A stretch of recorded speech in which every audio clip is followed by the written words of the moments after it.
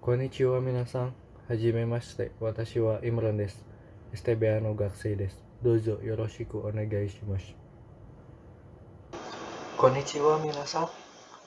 Sini saya akan membahas salah satu materi non bunka tentang subculture.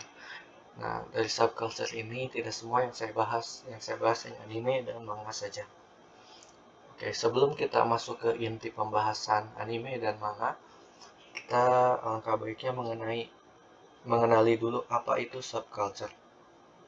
Nah, subculture ini sendiri itu sebenarnya sudah ada dari zaman dahulu. Dulu ada yang namanya Greaser Amerika pada tahun 1950-an. Salah satu subculture yang ada di Amerika, dan juga ada beberapa subculture yang tumbuh di Inggris pada tahun 70-an. Nah, di sini kita akan membahas fokus ke subculture yang ada di Jepang. Nah, subculture itu apa sih? Subculture itu adalah kebudayaan subkultural atau yang juga bisa disebut sebagai budaya non-mainstream atau budaya yang berbeda dari budaya secara umum.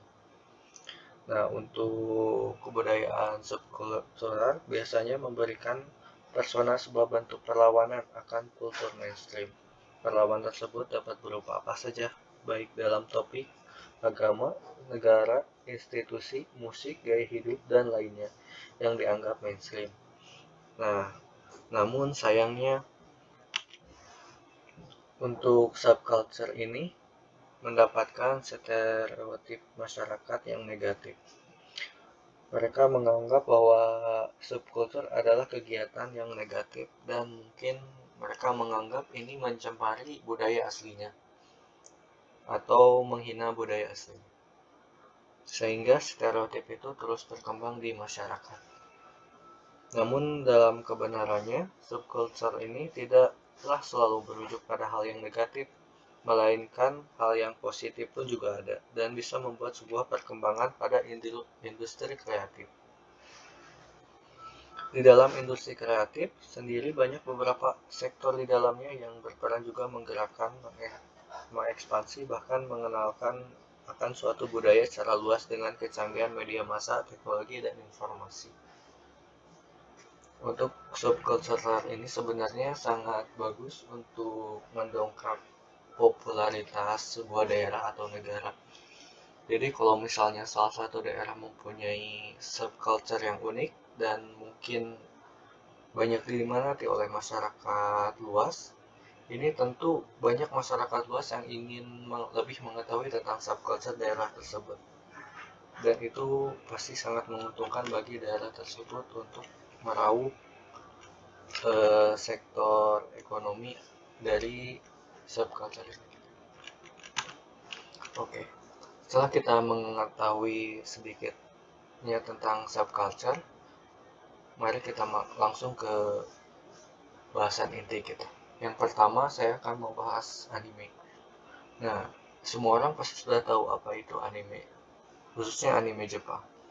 Nah, anime ini sendiri adalah singkatan dari animasi kalau dalam bahasa Indonesia atau animation di dalam bahasa Inggris. Dan biasanya merupakan rangkaian episode berdurasi kurang lebih 30 menit yang disiarkan di televisi di Jepang.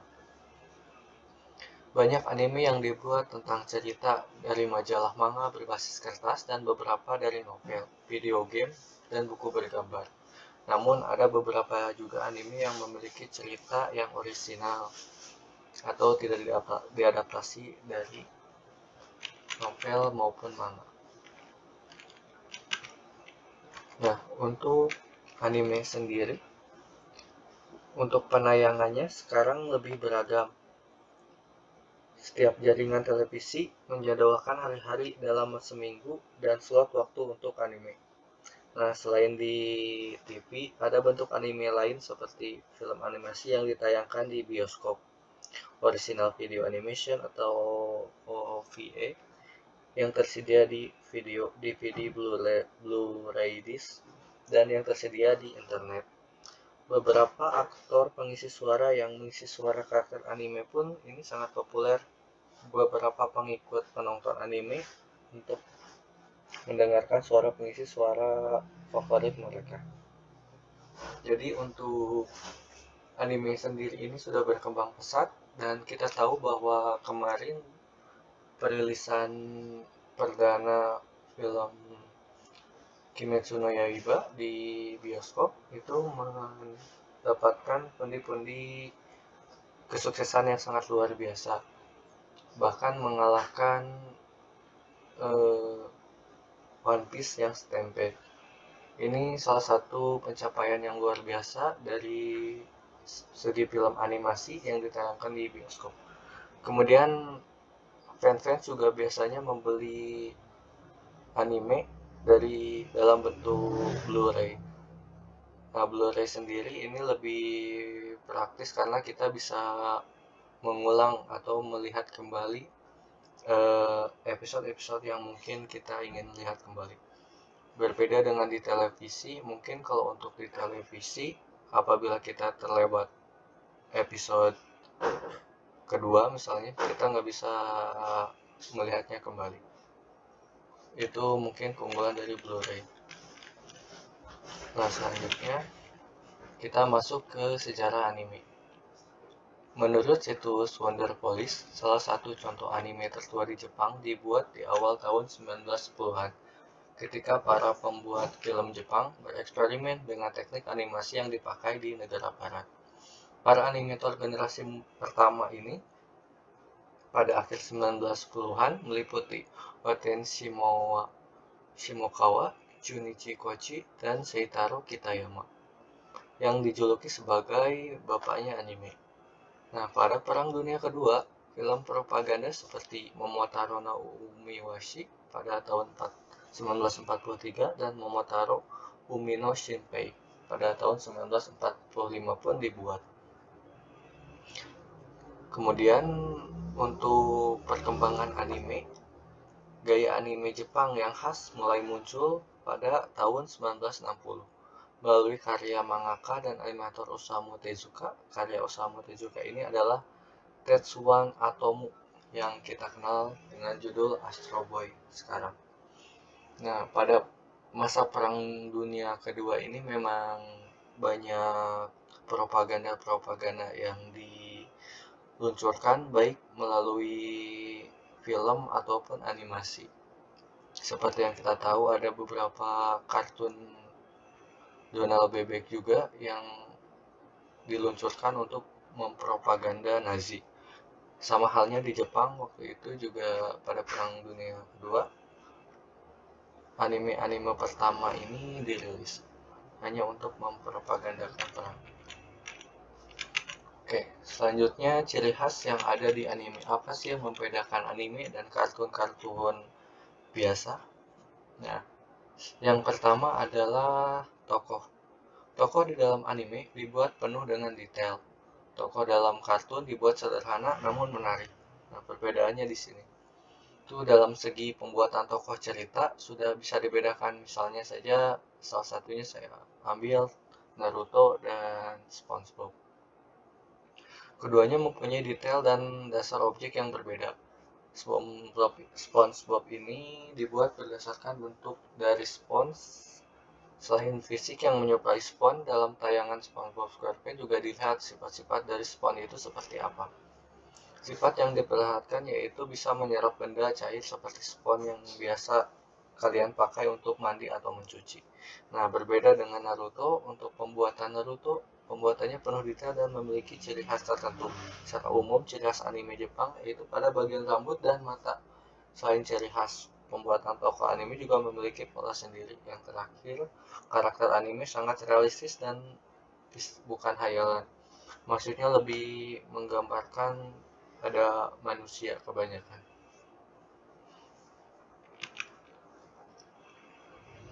Selanjutnya ada jalan cerita. Nah, untuk jalan cerita anime lebih kompleks, sedangkan untuk jalan cerita kartun itu lebih sederhana dan banyak bermain joke, serta ringan untuk dicerna. Nah, dalam anime Jepang, jalan cerita memang sengaja dibuat kompleks karena inti cerita akan tersambung dengan satu tokoh dengan tokoh yang lain. Anime Jepang juga bermain settingan waktu. Tak jarang dibuat alur maju mundur untuk mempertegas cerita. Tak heran jika banyak otaku yang penasaran dengan alur ceritanya dan tidak mau kelewatan satu episode pun. Sedangkan kartun pada umumnya hanya mengambil tema-tema sederhana. Secara umum, ceritanya hanya berkutat pada keseharian tokoh atau budaya dari daerah tertentu. Walaupun ceritanya sederhana, tapi secara kartun diperkuat dengan joke-joke sebagai pemanis joke yang dibuat bisa berupa verbal ataupun slapstick. Kemudian ada genre. Anime Jepang memiliki bermacam-macam genre. Sedangkan kartun pada umumnya hanya memakai batasan usia. Karena banyak jenis anime Jepang yang beredar, maka diberi pengelompokan agar masyarakat bisa memilih yang mau ditonton. Jika dihitung, ada banyak genre anime. Salah satunya ada action, sci-fi, ecchi, harem, fantasi, hentai, mecha, dan sport.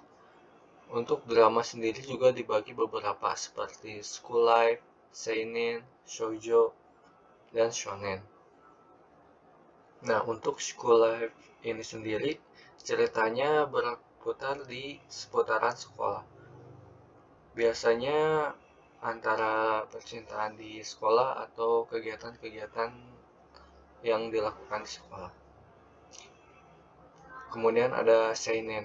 Seinen ini ada hubungannya dengan kedewasaan pada lelaki. Biasanya ini meliputi anime-anime yang mungkin diberi batas penayangan umur. Kemudian ada shoujo, biasanya melibatkan percintaan dan pengembangan karakter pada perempuan. Untuk shoujo ini sendiri banyak digemari kebanyakannya oleh perempuan. Dan tidak sedikit juga laki-laki yang menyukai genre shoujo. Nah, untuk yang terakhir ada shonen. Nah, untuk shonen ini bisa dibilang kebalikannya dari shoujo. Untuk shonen sendiri lebih mengutamakan ke hal action dan pertengkaran antara karakter-karakter di anime. Selanjutnya ada original soundtrack. Nah, ciri khas dari anime Jepang itu salah satunya adalah untuk soundtracknya yang mungkin semua pecinta anime itu merupakan salah satu hal yang penting yang ada di anime. Nah, anime Jepang selalu memakai musisi untuk mengisi original soundtrack. Tentu saja musisi ternama dari Jepang, lagu yang dipilih dan diambil dari album musisi atau sengaja dibuat khusus untuk anime. Tidak cuma opening yang memakai jasa musisi, untuk closing pun juga sama.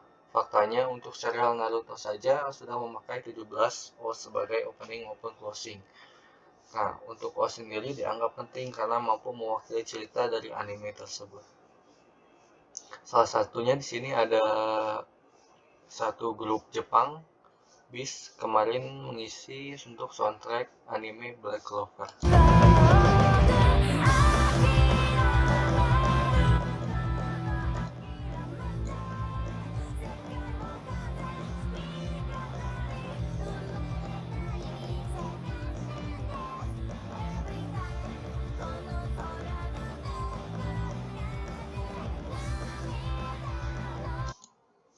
Biasanya untuk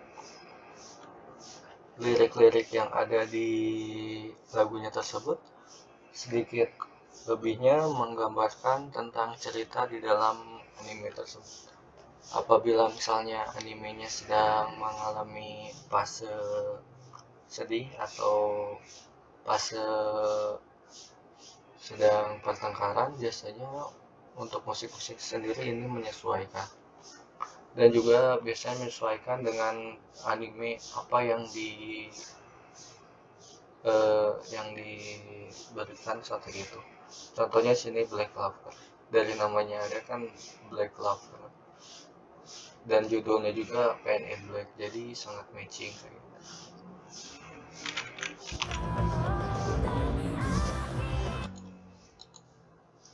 Selanjutnya ada dari segi emosi. Nah, walau hanya menampilkan animasi, namun tak jarang nih membuat para penikmatnya terbawa suasana. Karena dalam anime, cerita yang dibuat sangat kompleks sehingga membuat penikmatnya memiliki ikatan emosi tersendiri. Tidak jarang banyak penonton anime yang tiba-tiba menangis ataupun tiba-tiba ketawa setelah menangis kayak gitu. Karena memang untuk anime sendiri ini dari segi soundtrack dan juga pengisi suara sangat menghayati karakter yang diperankannya, dan juga cerita-cerita yang sangat luar biasa kompleks membuat kita kadang-kadang terkejut dengan cerita yang harusnya kita berekspektasi seperti ini tapi ternyata tidak sesuai ekspektasi. Nah, selanjutnya kita langsung ke manga. Kita akan membahas manga. Nah, manga sendiri dari arti adalah sebuah komik atau novel grafik yang dibuat di Jepang atau menggunakan bahasa Jepang sesuai dengan gaya yang dikembangkan di sana pada akhir abad ke-19. Manga memiliki sejarah awal yang panjang dan kompleks dalam seni Jepang terdahulu. Nah, di Jepang, orang-orang dari segala kelompok usia membaca manga. Manga mencakup karya-karya dalam berbagai genre. Di antaranya ada laga, petualangan, bisnis, dan perdagangan, komedi detektif, drama sejarah horor misteri romantis, fiksi ilmiah, dan fantasi. Kemudian ada juga yang manga-manga 18 tahun ke atas seperti manga-manga erotika dan yang lain. Nah, sudah banyak manga yang diterjemahkan ke bahasa lainnya. Sejak tahun 1950-an, manga telah menjadi bagian utama dari industri penerbitan di Jepang. Nah, kita akan membahas sedikit sejarah manga. Sejarah manga dikatakan bermula dari gulungan yang berasal dari abad ke-12, dan gulungan tersebut diyakini mewakili dasar untuk gaya membaca dari kanan ke kiri. Selama zaman Edo, pada tahun 1603 sampai 1867, Tobaehon menanamkan konsep dasar manga. Kata manga sendiri pertama kali mulai digunakan pada tahun 1798 dengan dipublikasikannya karya-karya seperti buku bergambar Shinji no Yukikaki karya Santo Kyoden pada tahun 1798, dan pada awal abad ke-19 dengan buku-buku seperti manga Hyakujo pada tahun 1814 dan Hokusai manga pada tahun 1814 sampai 1834. Untuk Adam Elkern telah berpendapat bahwa Kibyoushi, buku bergambar dari akhir abad ke-18, kemungkinan merupakan buku komik pertama di dunia.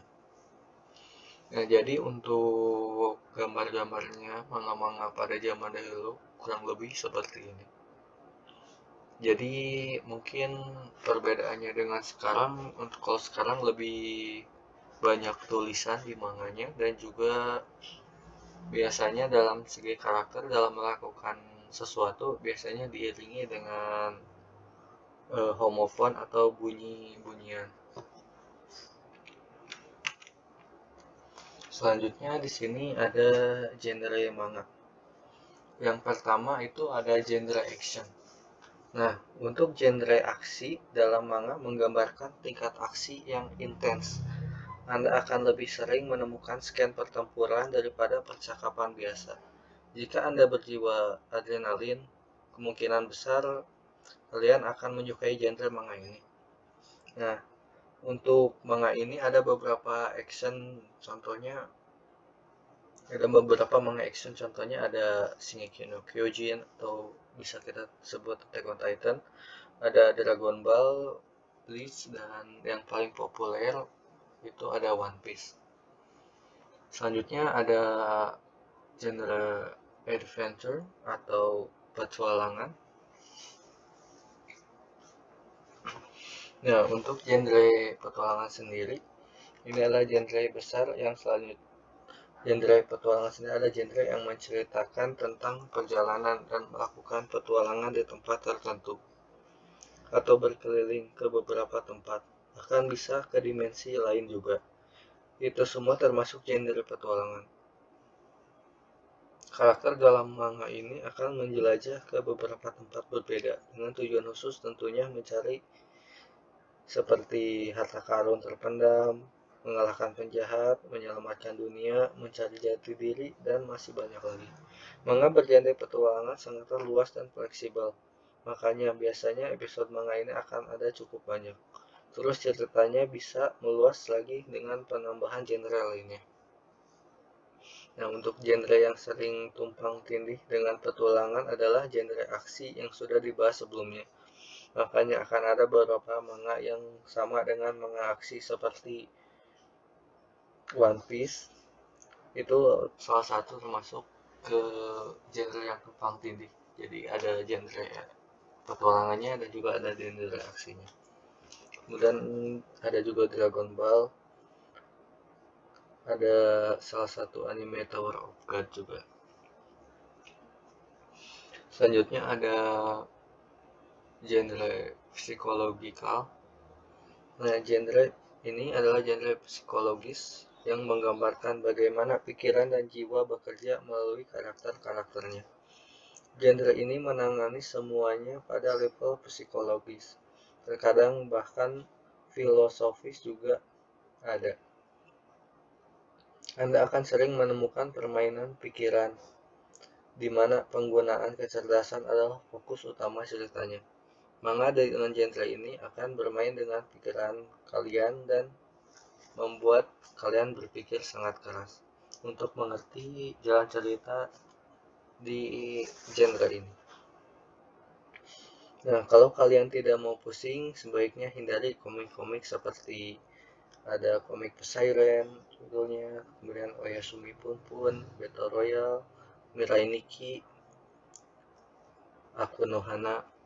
Nah, itu ada salah satu, mungkin kalau kalian tidak terlalu suka manga-manga yang berat, sebaiknya kalian menghindari untuk genre yang ini.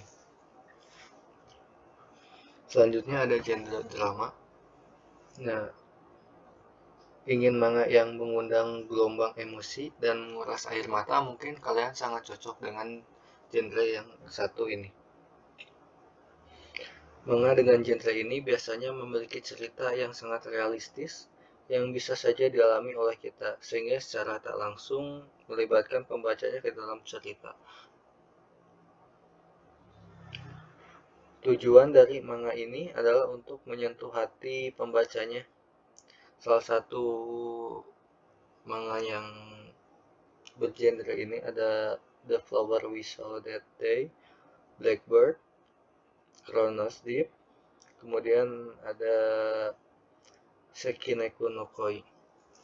Sebenarnya untuk manga drama yang bergenre drama ini lebih ringan, jadi mungkin lebih dapat kita pahami dibanding dengan genre psikologikal yang tadi. Selanjutnya ada manga dengan genre fantasi. Nah,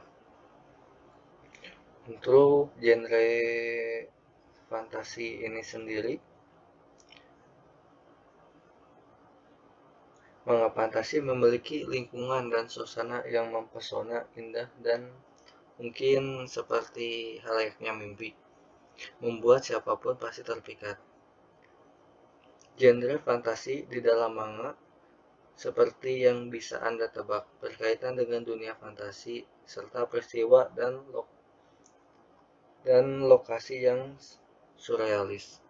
Sebagian besar waktu berjalan dengan pengaturannya dunia magic di mana karakter memulai petualangannya. Terkadang karakter ini dikirim ke dunia fantasi dari dunia nyata. Sihir seringkali merupakan komponen yang wajib dari genre manga ini, juga sebagai elemen mistis yang berfungsi sebagai fondasi cerita. Selanjutnya ada genre magic. Genre ini mirip dengan genre fantasi, tapi untuk genre magic ini bisa dikategorikan sebagai gaya sendiri juga. Pada intinya adalah tentang hal-hal magis seperti mantra dan sihir tentunya. Manga ini juga dapat mencakup hal-hal berbau magis seperti makhluk yang mengabulkan harapan, trik sulap, pakaian penyihir, dan sebagainya. Karena sangat populer, genre ini menjadi terpisah mandiri dari genre fantasi. Memang tidak semua manga fantasi ada sihirnya sih. Beberapa manga pasti tahu komik dan animenya, seperti ada Fairy Tail, Gakuen Alice, Mao Shoujo, dan masih banyak lagi. Selanjutnya ada genre komedi. Nah, untuk komedi ini sendiri, kemungkinan ini yang paling populer. Karena untuk semua orang pasti butuh doping untuk tertawa setiap harinya. Dan jika manga adalah sumber kebahagiaan Anda, maka manga bergenre komedi ini adalah manga yang sangat cocok. Tujuan utama dari manga genre komedi adalah untuk membuat Anda tertawa, walaupun memang semua kembali pada selera humor masing-masing. Justru ada hal menarik dari komik seperti momen-momen dialog, adegan, dan kejadian lucu yang justru jadi kurang lucu jika diilustrasikan dengan karakter yang bergerak. Kalau tidak percaya, coba cek komik-komik lucu seperti ada One Punch Man, kemudian Gintama, One Piece, dan Skate Dance. Selanjutnya ada genre slice of life. Nah, untuk genre slice of life ini diambil dari potongan kehidupan. Cerita ini digambarkan secara realistis dan diatur dalam domain kehidupan nyata. Tidak ada yang tiba-tiba terjadi, tidak ada plot twist yang memaksa. Tidak ada yang jahat dan yang baik, semuanya seperti manusia pada umumnya di dunia sungguhan. Beberapa manga slice of life terbaik sepanjang masa ini mungkin kalian bisa menjadikan referensi untuk membaca. Ada Silver Spoon karya Hiromu Arakawa, kemudian ada Yotsuba karya Kiyohiko Azuma, dan Cheese Sweet Home karya Kanata Konami. Nah, selanjutnya ada tipe horor. Untuk tipe horor sendiri ini mungkin sedikit untuk pembaca yang menyukai tipe ini, tapi juga ada beberapa yang justru sangat mencari genre horor tersebut karena penasaran atau mempunyai hobi dengan hal-hal yang bersifat gaib.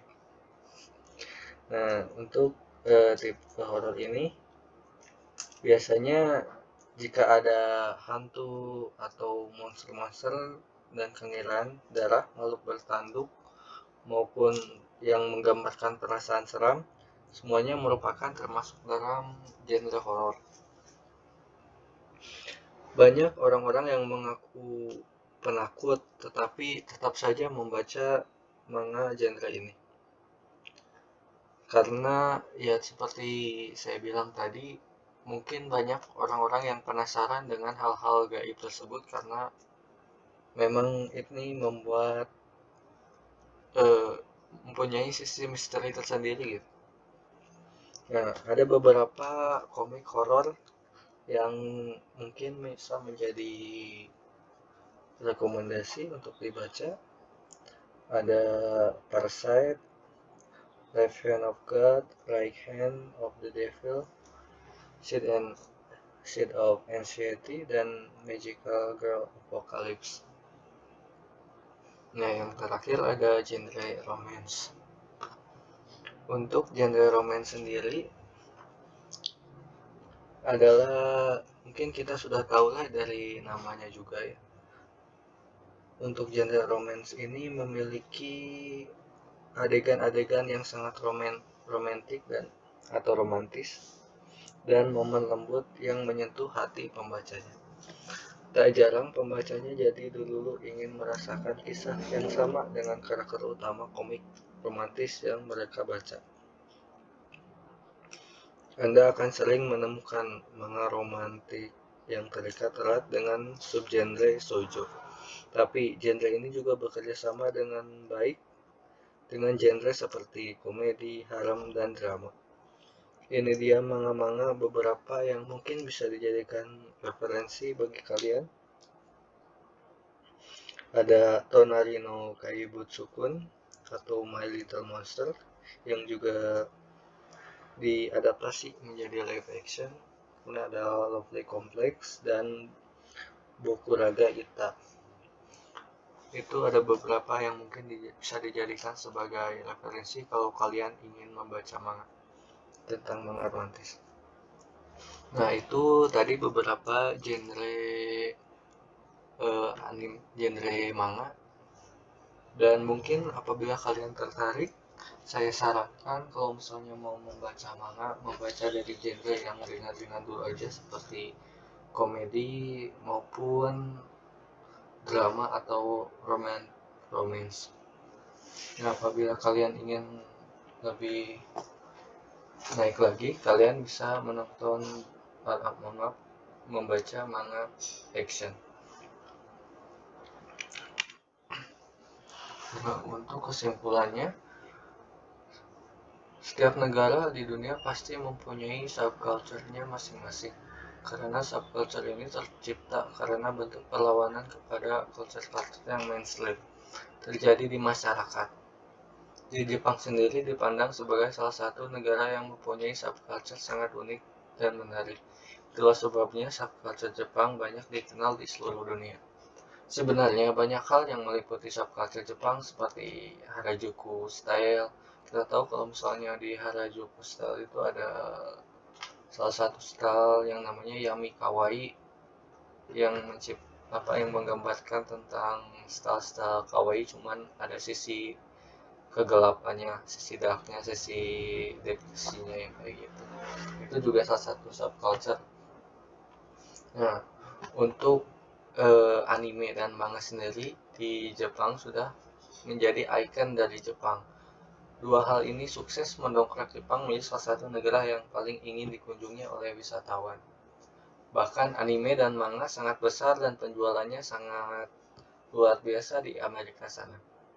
Banyak event-event manga dan anime diadakan di Eropa, di Amerika, dan bahkan di negara-negara Asia selain negara Jepang. Nah, di Indonesia sendiri tentunya anime dan manga mempunyai peminat dan fansnya masing-masing. Banyak komunitas yang tumbuh dari perkumpulan pecinta anime dan manga. Tentu di Indonesia juga banyak event-event Jepangan atau anime dan manga juga yang diadakan di kita. Mungkin kemarin yang paling besar event anime yang ada di Blok M kalau tidak salah. Cuman karena mungkin sudah ditutup, sekarang nggak bakal ada lagi. Nah, sekian mungkin dari saya penjelasannya. Mungkin banyak yang belum saya sampaikan karena saya sendiri masih belajar. Untuk selebihnya nanti bisa ditanyakan langsung saja kepada saya. Siapa tahu saya bisa jawab ya. Kalau misalnya nggak bisa jawab, nanti bisa searching aja di Google ya. Oke, terima kasih banyak. Assalamualaikum warahmatullahi wabarakatuh.